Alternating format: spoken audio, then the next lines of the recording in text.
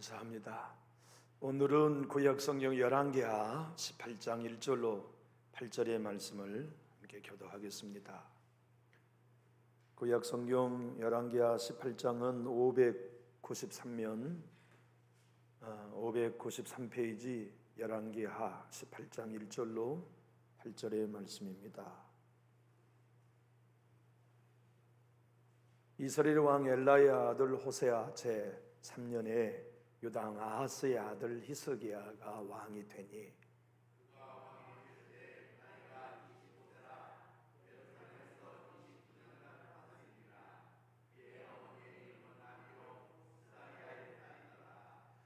히스기야가 그의 조상 다윗의 모든 행위와 같이 여호와께서 보시기에 정직하게 행하여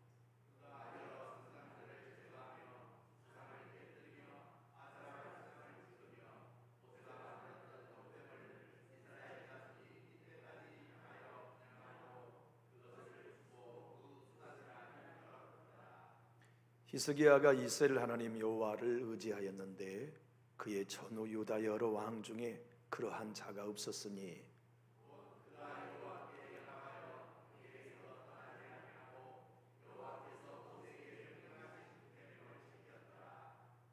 여호와께서 그와 함께 하심에 그가 어디로 가든지 형통하였더라.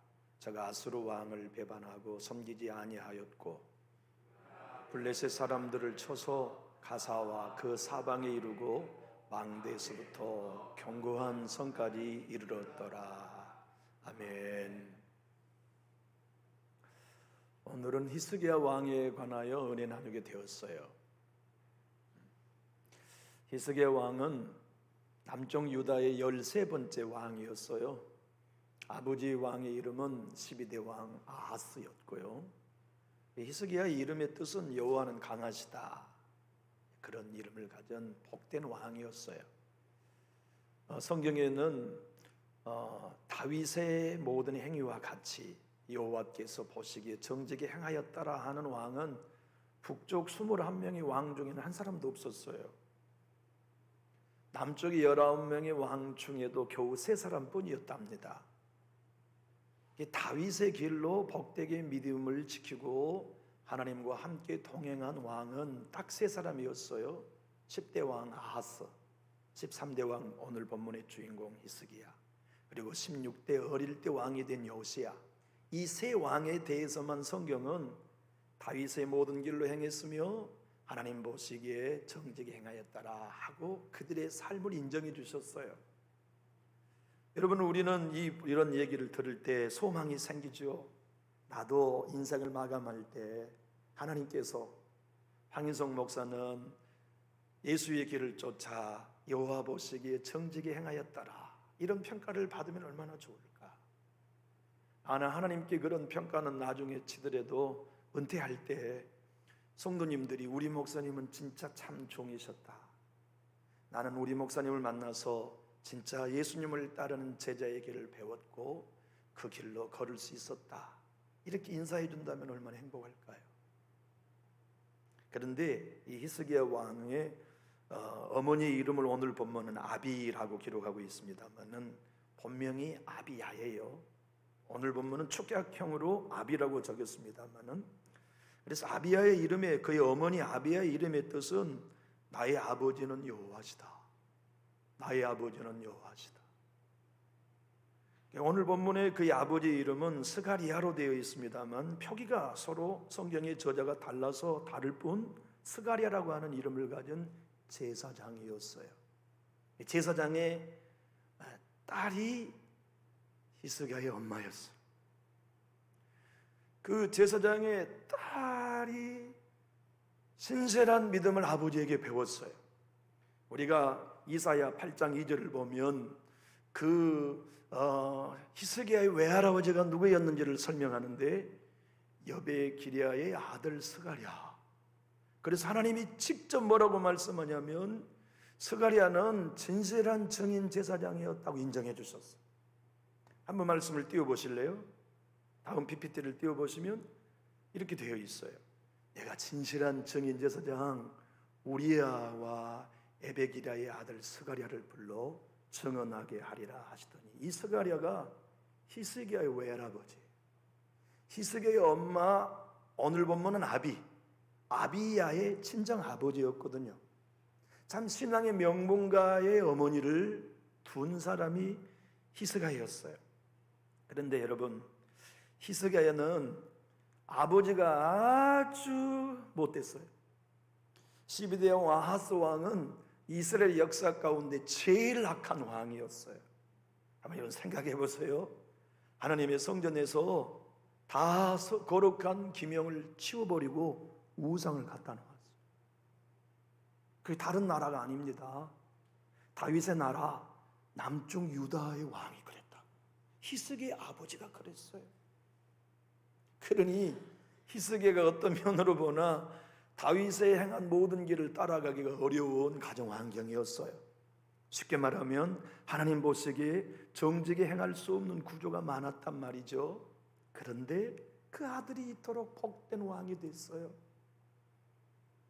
그 단서들을 오늘 그가 전도계획을 일으켰던 몇 가지를 설명하는데, 산당, 이스라엘의 전통적으로 신앙의 죄를 짓게 한 곳이 산당이었어요. 그 산당을 전국에서 싹 걸어버렸어요. 그리고 곳곳에 세워진 바알신의 주상을 깨부수고 제거하고, 목으로 나무로 깎아져 있는 아세라 신상을 다 찍어버리고, 그리고 우리가 민수기 21장에서 보았던 대로 말이죠, 하나님이 원망한 백성들을 심판하기 위해 불뱀을 보내셨잖아요. 그 불병에 물린 모든 사람들을 하나님이 살려주기 위해 장대 높이 놋뱀을 쳐서 이제 매달게 했지 않습니까? 그 놋뱀을 이스라엘 백성들이 숭배했어요. 그러니까 히스기야 왕이 이 모든 건 다 우상 숭배다.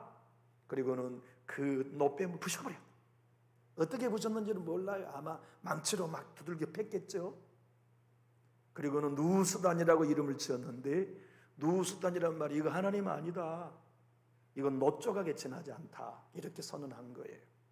사실 우리가 신앙하면서 성령의 체험도 많고 규대 응답이나 기적도 많이 경험하는데, 그것을 누수단처럼 우상화하는 경우가 많아요. 하나님이 베푸신 은혜, 하나님 은혜 주신 하나님을 경배하고 그분을 찬양하기보다 나는 이런 기도 응답을 받아서 누수단으로 숭배해요. 나는 남들이 체험하지 못한 이런 은사 경험에서 누수단으로 경배해요. 그래서 우리도 모르는 사이에 성경적인 신앙, 하나님이 기뻐한 신앙에서 멀리 벗어날 수가 있어요. 그런데 오늘 본문은 하나님께서 의도적으로 바벨론 포로 있는 백성들에게 희망의 메시지를 주시는 거예요. 아버지가 아하스로 완전히 부패함에 타락한 아버지였지만, 내가 그 아들 히스기야를 정결한 왕으로 세웠듯이 너희도 바벨론의 위기 가운데 회복할 수 있다, 나는 너희를 회복시킬 수 있다 하신 메시지를 이 본문을 통해 전해주셨거든요. 오늘 우리들에게도 주님은 메시지를 전해주고 계세요. 나는 너희의 가정을 회복시킬 수 있다, 난 믿어요. 나는 남전일교회를 회복시킬 수 있다, 난 진짜 믿어요. 하나님은 그거 하실 수 있죠. 하나님은 분명 그 일을 하실 수 있어요. 그런데 하나님이 히스기야를 통하여 바벨론에 있는 포로들에게나 우리에게나 내가 너희들을 회복시키기를 원하거들랑 요구해야 한다 하는 메시지를 주고 계세요. 그게 뭐냐면 나와 연합하여 나만을 의지해라 하신 말씀이에요. 우리가 오늘 본문의 말씀을 보면 5절로 6절에 이렇게 기록하고 있어요. 히스기야가 이스라엘 하나님 여호와를 의지하였는데, 신앙은 말이죠, 신앙생활 소중합니다. 예배하는 예배생활도 중요하고 기도하는 기도생활도 중요하죠. 내 물질을 들여 누군가를 섬기고 하나님께 헌물을 드리는 감사생활도 다 중요해요. 주님의 교회나 이웃을 섬기는 봉사생활도 다 중요하죠. 이 모든 게 다 신앙생활이지만 그보다 더 중요한 일이 있어요. 그 일을 하면서 하나님을 의지하는 거예요. 사실 우리가 예배 생활을 하면서도 하나님 의지하지 않을 위험이 커요. 기도 생활을 하면서도 하나님이 의지 안 돼. 봉사하면서도 하나님을 의지하지 않을 수 있어요. 신앙의 제일 어려운 점은 의지하는 겁니다. 끝까지 하나님을. 어려울 때 더 의지하고, 모든 게 불리해 보일 때 의지하고, 내 주변에 사람이 하나도 남아있지 않은데 하나님 여전히 의지하고, 바로 그 하나님을 의지했던 히스기야를 향하여 하나님의 표현은 두 가지로 설명해요. 나 여호와와 그는 연합된 사람이었다. 그 오늘 6절의 말씀을 한번 읽어볼까요? 시작. 곧 그가 여호와께 연합하여 그에게서 떠나지 아니하고 여호와께서 모세에게 명령하신 계명을 지켰더라. 여러분이 한 분도 애호 없이 하나님과 연합된 주인공 되시기를 예수님 이름으로 축복합니다. 예수와 연합하고 성령과 연합하고 하나님과 연합하는 거 우리 신앙의 목표예요. 신앙생활 열심히 하면서도 하나님 의지하지 않을 수 있다니까요. 전제생활 열심히 하면서도 하나님을 의지하지 않을 수 있어요. 더욱이나 하나님과 연합하지 않을 수 있는 위험은 우리 모두에게 있어요. 내가 사람과 연합하기는 좋아하고 나하고 친한 사람과 연합하기는 좋은데 하나님과 어떤 경우에도 연합함을 포기하지 않고 하나님을 떠나지 아니하며 하나님이 내게 주신 말씀을 지켜 행한다고 하는 것이 다윗이 행한 모든 길이었어요. 다윗의 인생은 숱한 환경의 어려움을 많이 만났지요. 어려운 모든 일들을 만나면서도 다윗의 특징은 항상 하나님과 연합했다는 거예요. 하나님과 떨어지지 않았어요. 하나님과 연합했다는 이 히브리의 원어는 딱 달라붙었다는 뜻이에요. 용접으로 두 개의 셀을 붙였다는 뜻이기도 하고 본드로 두 개의 물건을 서로 붙였다는 의미예요. 하나님과 딱 붙어 있으니 하나님 마음 알지요. 하나님과 딱 붙어 있으니 하나님의 뜻 알지요. 제가 광주의 부교육자 생활을 할 때요, 집사님 한 분이 동네 처녀하고 결혼을 했어요. 근데 결혼을 했는데 이 처자하고 너무너무 결혼하고 싶은데 사랑하고 싶은데 이 여자가 콧방귀도 안 껴줬대요. 그러니까 친구가 묘수를 하나 써줬어. 야, 내가 너 그 여자랑 결혼하게 해줄게. 이거 어떻게 하면 되는데 내가 본드를 갖고 가가지고 여자친구랑 너랑 한번 손 한번 잡아보라고 내가 학교 맞춰보라고. 누구 손이 크고 긴가. 그래가지고 남자 손에다 미리 순간 접착제를 뿌렸어. 그래가지고 그 자매랑 손을 한번 장난삼아 붙인다고 붙였는데 순간 접착제 붙여놓으니까 붙어버린 거. 이게 떨어지지 않아. 야단 났네. 그래서 응급실에 갔대. 응급실에 수술을 했어. 그것이 인연이 돼가지고 둘이 부부가 됐어요. 이게 연합이에요. 어려움이 있어도 하나님께 안 떨어져. 상처받아도 하나님께 안 떨어져. 시험 만나도 하나님께 안 떨어져. 은혜에서 안 떨어져. 성령의 감동에서 안 떨어져. 그게 히스기야였어요. 그게 히스기야였기 때문에 병들어도 성전 벽을 향하여 얼굴을 들고 하나님의 은혜에서 안 떨어져요. 하나님과의 연합에서 안 떨어져요. 좋은 일이 있어도 하나님 의지하고 어려운 일이 있어도 하나님 의지하며 딱 달라붙어 걸어가요. 모세는 알았어요. 아무리 신령한 은혜를 경험해도 하나님을 의지한 일은 다른 문제다는 걸 말해요. 40년 동안 광야에서 매일 하늘에서 떨어지는 만나를 먹었는데 백성들이 하나님을 의지하지 못해요. 40년 동안 구름 기둥의 인도를 매일 받았는데 하나님을 의지하지 못해요. 불기둥을 밤마다 경험했는데 하나님 의지하지 못해요. 반석에 나는 생수를 마셨는데 하나님 의지가 안 돼요. 그러니까 모세가 죽음 직전에 이스라엘 백성들에게 한 설교가 뭐였었냐면요, 너희들 하나님 의지하는 자가 되라고 하는 당부를 모세가 백성들에게 선포했어요. 하나님의 말씀을 가만히 보면 모세의 신명기 10장 20절은 이렇게 기록하고 있어요. 네 하나님 여호와를 경외하여 그를 섬기며 그에게 의지하고 그의 이름으로 맹세하라. 모세는 40년 동안 하나님이 이스라엘 백성들이 훈련한 것 딱 하나, 사람이 떡으로만 사는 게 아니요, 하나님 입으로 나오는 모든 말씀으로 사는데 하나님을 의지하는 법을 훈련했건만 백성들이 그 훈련을 못 받은 거예요. 다윗은 인생의 삶의 어려움을 숱하게 경험했지요. 그러나 다윗의 인생의 최고의 장점은 하나님을 의지하는 것이었어요. 시편 119편은 다윗의 시거든요. 시편 119편 100절로 107절은 다윗의 고백이 이렇게 하고 있어요. 주의 법도들을 지킴으로 나의 명철함이 노인보다 나으니이다. 내가 주의 말씀을 지키려고 발을 금하여 모든 악한 길로 가지 아니하였사오며 주께서 나를 가르치셨으므로 내가 주의 규례들에서 떠나지 아니하였나이다. 주의 말씀의 맛이 내게 어찌 그리 단지요 내 입에 꿀보다 더 다나이다. 주의 법도들로 말미암아 내가 명철하게 되었으므로 모든 거짓 행위를 미워하나이다. 주의 말씀은 내 발의 등이요 내 길의 빛이니이다. 주의 의로운 규례들을 지키기로 맹세하고 굳게 정하였나이다. 나의 고난이 매우 심하오니 여호와여 주의 말씀대로 나를 살아나게 하소서. 이 다윗이 시편 18편 29절에는 이렇게 고백해요.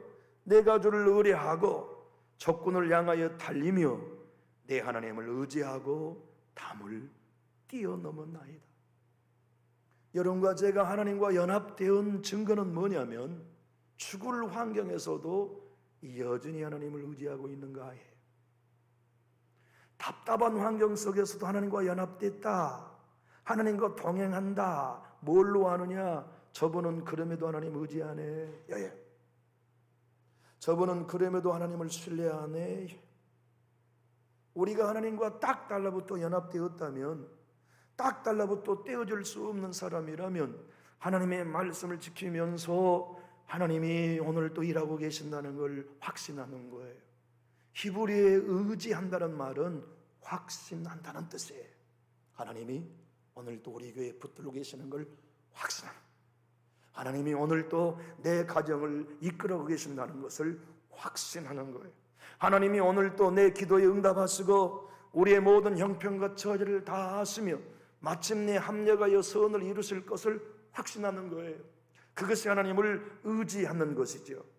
그것을 딱 달라붙어 주님 의지하고 주님을 바라보는데, 하나님은 아브라함에게도 하나님만을 의지할 수 있는 믿음을 주실 때 고난을 통과하면서 주세요. 이삭에게도 고난을 통과하면서 하나님과 연합한 믿음을 주세요. 야곱도 고난을 통과하면서 하나님과 연합한 믿음을 주세요. 모세도 고난을 통과하면서 하나님을 의지하는 믿음을 주세요. 다윗도 고난을 통과하는 동안 하나님만 의지하는 믿음을 주세요. 히스기야도 전쟁이라는 고난을 통해 하나님을 의지하는 훈련을 하시고 질병이라고 하는 고난을 통하여서 하나님을 의지하게 하세요. 여러분과 제가 삶을 살아오면서 만난 숱한 고난이 있었죠. 오늘 예배 전에 제 후배가 목회적으로 없이 어려운 환경에 있는 후배에게 위로 전화를 했어요. 아마 한 3달 만에 했었던 것 같아요. 힘든 목회를 하고 있는 여정에 연말연시 어떻게 보내고 있는지 전화를 했더니 우리 윤 장로님하고 함자가 똑같으신 장로님이 어제 돌아가셨대요. 장로님 누군지 아시죠?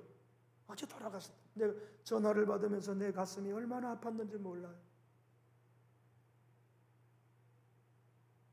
목사님 오늘 입관 예배하고 왔습니다. 제 마음이 찢어지듯 아픕니다.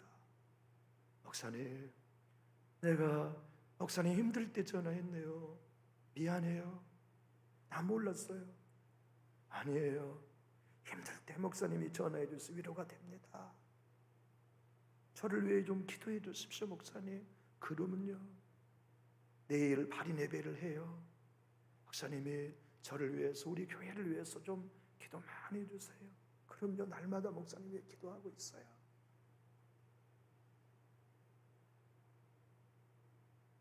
인생의 삶은 누구나 질병이라는 고난, 전쟁이라는 고난, 갈등이라는 고난을 다 겪어가지만 그 고난을 통하여 하나님은 우리를 뭐하게 하시냐면 연합하는 믿음, 의지하는 믿음을 그때 키우세요. 오늘 여러분의 가정에 고난이 있나요? 여러분의 인생에 아픔이 있습니까? 하나님이 돌보지 않아서 생긴 게 아니고 하나님이 당신과 여러분을 딱 달라붙어서 주님의 말씀대로 다윗의 길로 걸어갈 수 있는 믿음을 키우시려고 그 어려움들을 주셨어요. 그 어려움들을 통해 우리의 믿음을 하나님이 키워가시는 것이지요. 날마다 하나님을 바라보고 날마다 십자가를 짊어지고 날마다 하나님만을 의지할 수 있는 믿음은 고난이 아니면 키워지지 않는다는 걸 하나님은 아세요. 그래서 다윗도 고난으로 날마다 하나님을 의지하도록, 이스게야도, 여러분도 저도 고난으로 하나님을 의지하지 않고는 하루도 못 살겠네, 하나님의 도우심이 아니고는 하루도 승리할 수 없겠네. 그래서 주님은 우리로 기도할 때 양식을 다음 달치까지를 위해 기도하라 하지 않으셨어요. 내년 1년치를 위해서도 기도하라 하지 않으셨어요. 매일매일 오늘을 사는 일용할 양식을 위해 마태복음 6장 11절은 일용할 양식을 주옵시고 라고 기도하라, 주님이 가르치신 거예요. 고난이 아니면 우리는 하나님을 의지 못합니다. 고난으로 어떤 이에게는 하나님께 멀어지기도 하지만 하나님과 연합된 사람은 예외 없이 고난이 만들었어요. 하나님을 의지하는 사람은 예외 없이 죽을 고난, 사방이 막힌 고난으로 하나님이 그 믿음을 키워주셨어요.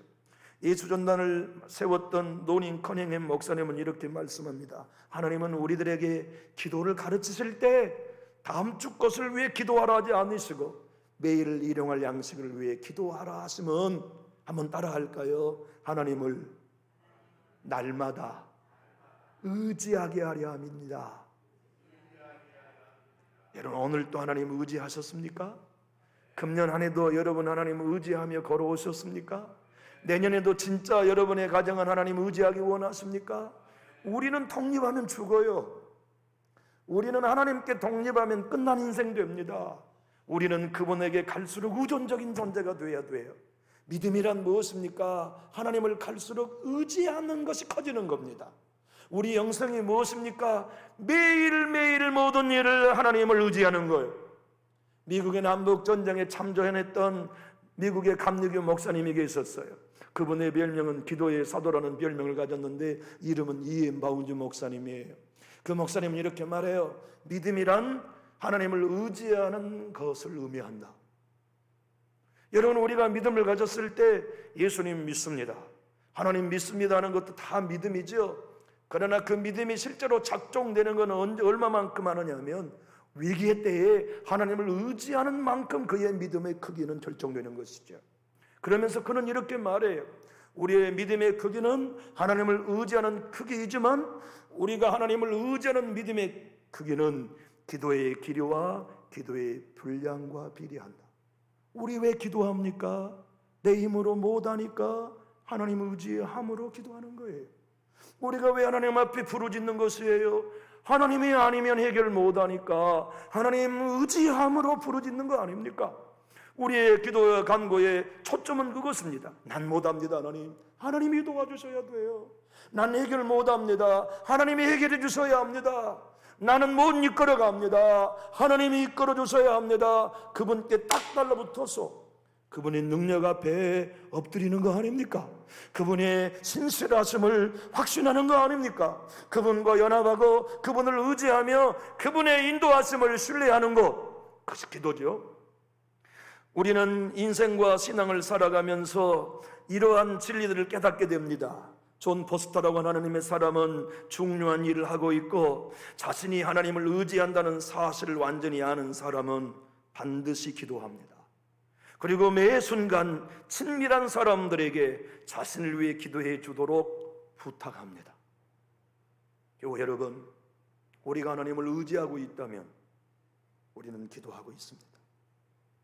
여러분과 제가 진정 하나님과 연합되었고 그분과 신뢰하고 있다면, 그분 외에는 답이 없다는 것이 우리의 고백이라면 우리는 지난 1년 기도하는 자리를 지켰을 것이에요. 우리는 새해를 준비하는 금년 마지막 수요일 밤을 맞았습니다. 아비야라고 하는 그의 한 엄마는 이유를 하나 간직한다면 내 남편을 볼 때 희망이 없습니다. 세상에 어떻게 왕이 성전에 걸어간 하나님의 기명들을 다 쓸어버리고 왕이 거기다 자기 남편이 신상들을 갖다 놓았어요. 그리고 왕인 자기 남편이 앞을 다투어서 바알과 아세라를 숭배하도록 백성들 앞에 죄를 부추겼다고요. 그런 남편을 볼 때 신실한 믿음의 여인 아내는 얼마나 통곡했을까요? 그 여인은 눈물로 기도하지 않을 수 없었어요. 하나님, 내 아들만은 내 남편 뒤따라가면 안 됩니다. 내 아들에게 은혜를 베풀어 주셔야 합니다. 내 아들은 다윗의 길을 걷기를 원합니다. 내 아들의 왕이 되면 하나님과 연합된 자가 되게 해주십시오. 하나님을 의지하는 자가 되게 해주십시오. 그래서 옥하는 목사님이 생전에 이 본문으로 이렇게 설교했습니다. 히스가의 어머니는 아비아였고 경건한 제사장 스가랴의 딸이었습니다. 선지자의 딸인 아비아는 어려서부터 신앙 안에서 잘 자란 여성이었고 불우한 왕 아하스의 왕비가 되었습니다. 그 둘 사이에 히스기가 태어났지만 그의 어머니는 아버지와 다른 아들이 되기를 원하여 일생을 히스기를 위해 기도했습니다. 히스기 왕이 악한 아버지의 영향을 받지 아니하고 다윗의 길을 걸을 수 있었던 것은 기도하는 어머니의 은혜 덕분이었습니다. 사랑하는 교우 여러분, 우리의 삶 속에 하나님 연합되는 그 일은 혼자서는 못해요. 누군가가 앞장서서 도와줘야 해요. 어머니가 도와서 권면하면서 얘들아, 믿음이란 하나님과 연합되어야 되는 거란다. 얘들아, 신앙이란 교회 생활이 전부가 아니야. 교회 생활 이후에 가정으로 돌아와서 직장 생활하면서 풀리지 않는 문제를 만날 때 여전히 하나님을 의지하는 게 신앙이야. 너희들이 기도하고 예배한다면 삶 속에 하나님과 연합된 삶을 살아야 돼. 하나님 의지하는 삶을 살아야 된단다. 그 길은 기도로만 증명될 수 있어. 네 생애 인생에 어려운 일이 있을 때 기도해라. 네가 하나님을 의지하는 건 네가 기도하고 있는 시간만큼이다. 네가 하나님을 의지하고 있는 것은 네가 하나님 앞에 기도하는 횟수만큼이다. 내 아가들아, 하나님을 의지하고 신뢰하라. 사도 바울은 복음을 증거하며 전도자의 삶을 살면서 셀 수 없는 고난을 만났어요. 그 많은 고난들을 하나하나 견뎌가면서 바울 사도는 깨달았어요. 그래서 우리에게도 고린도 교회 성도들에게 이렇게 고린도후서 1장 8절로 9절에서 말씀해요.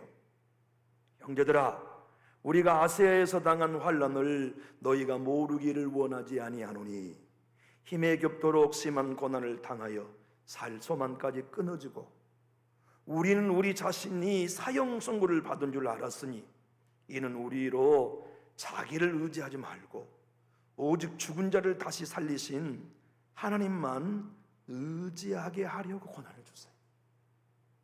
고난만이 다윗처럼 히스기야처럼 바울처럼 손양원 목사님처럼 주기철 목사님처럼 하나님께 딱 달라붙게 하는 묘소는 없어요. 고난만이 우리 주님을 의지하는 힘을 주세요. 고난만이 하나님만을 의지할 수 있는 믿음을 우리들에게 굳건히 세워주실 수 있어요. 오늘 여러분이 가정 속에 고난이 있다면 여러분과 저는 고민하지 않고 이 일로 하나님께 가까이 가야겠다 결정하면 됩니다. 이 일로 내가 하나님을 의지하는 법을 키워야 되겠다. 내가 이 어려움을 통해 하나님께 딱 달라붙어서 주님과 함께 걸어가겠다. 이거 결정하면 되는 것이지요. 새해가 여러분과 저에게 복되기를 원하십니까? 새해가 여러분의 가정을 위한 새해가 되기를 진정 원하십니까? 새해가 바벨론 포로와 같은 형편이 우리 교회와 같다 할지라도 소망을 보기를 원하십니까? 그렇다면 우리들에게 하나님은 오늘 요구하십니다. 너 나 의지하냐? 사람과 환경을 보지 아니하고 나 여호와에게 딱 달라붙어 연합되었냐? 너 기도함으로 내 능력과 연합되었냐? 너 성령을 의지하면서 나의 권능에 연합되었냐? 나를 신뢰하느냐? 주님이 묻고 계실 때 우리는 답해야 합니다. 지난 인생과 신앙을 살아오는 여정 가운데 힘들면 여러분은 어떤 찬양을 부르셨습니까?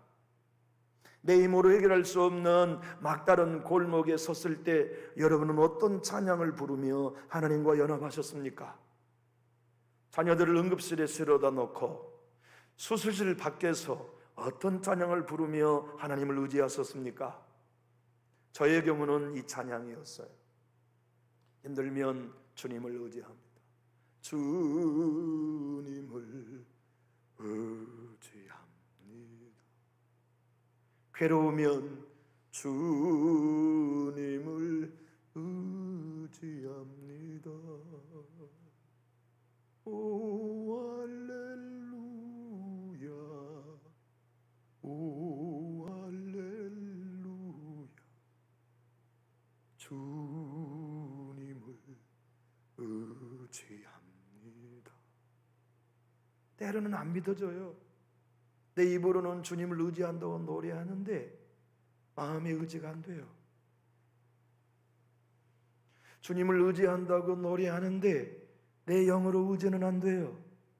의심이 더 크고 불신앙이 더 커질 때가 많아요. 그러나 또 부르며 고백하고 또 부르며 고백하다 보면 주님이 주신 믿음이 내 안에 작동되어서 주님을 의지합니다가 노랫말처럼 사실이 될 때가 많더라고요. 우리 한 해를 오늘 마지막으로 예배합니다. 송구 영신 예배가 남겨져 있지만 금년의 공예배가 오늘이 마지막이네요. 한 해를 마치면서 여기 나온 여러분들께 주님이 보너스를 주고 계시네요. 그 보너스가 무엇입니까? 나와 연합된 신앙 살아라. 네 인생이 끝날 때 너에게도 다윗이 행한 모든 길로 걸었다라는 평가를 받게 살아라. 네 인생이 끝날 때 모든 여호와의 법을 지켰다고 하는 칭찬을 나에게 듣는 한 사람이 되어라. 그리고 네가 세상을 마감할 때 네 자녀들이 나는 우리 아버지 뒤를 따를래, 우리 엄마의 뒤를 따를래, 더도 말고 어려울 때일수록 하나님과 연합하여 살래, 하나님을 의지하고 살래, 하나님의 법을 이 세상의 혼돈스러워도 지키며 살래. 그렇게 우리 후손들에게 믿음의 길을 만들어주는 조상으로 살다가 주님이 우리를 부르시는 그 날이 언제일지 모르지만 우리 하나님 앞에 당당한 승리자로 섭시다. 이 믿음의 길이 여러분의 겉에기 원하시면 우리 큰 소리로 아멘 하실까요? 기도하겠습니다.